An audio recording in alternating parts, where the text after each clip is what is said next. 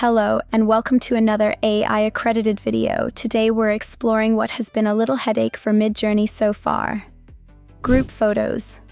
When asking it to create a group of very distinctive characters, the results are not always that good. Usually, the images are full of artifacts here and there, and the character faces are not that well defined, especially with larger groups of characters. So, let's give it a try with two types of images. One with a large group, and the other with just a couple. For the first prompt for the group photo, it goes like this.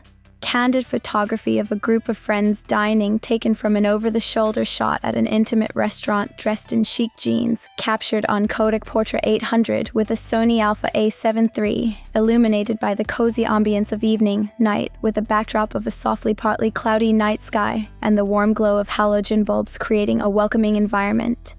This has a lot of detail. I hope it doesn't drive Midjourney crazy.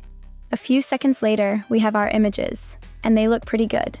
The facial features of the characters in the photo aren't that good, but with the dim lights and the overall ambience of the image, it can be overlooked and pass as a real photo. Now, if you look too closely into the details, there are things that can't be unseen, like a shirtless guy in the first image or the extra blurry faces, but that's a thing that can be partially fixed when upscaling the image. The overall result, I'd give it a 7 out of 10. Now for the second test, doing couples. This time we're going for a different social event, a glamorous party. The prompt goes like this.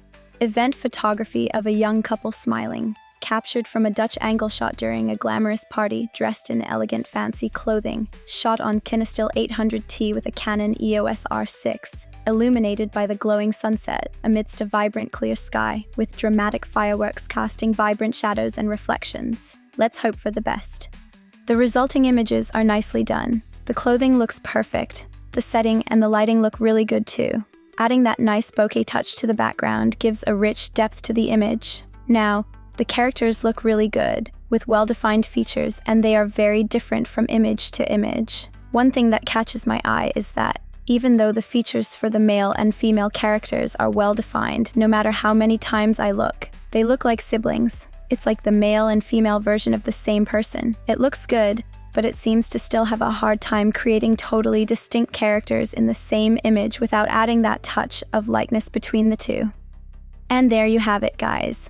This is how you can generate images with a group of people. Hopefully, future improvements in the generation model will give us even more amazing results. See you in the next video.